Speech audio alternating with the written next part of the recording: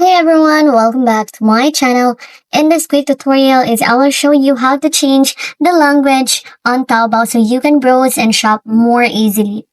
So here guys, first is go to their Taobao website and you'll be able to see this one.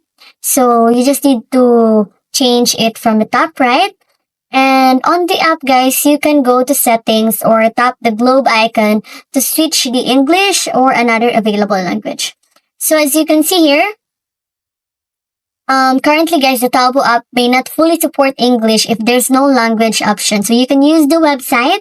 So as you can see here, you can choose languages here. And of course, guys, you'll be able to see this one.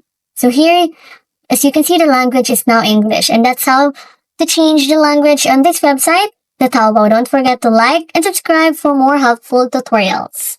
Bye!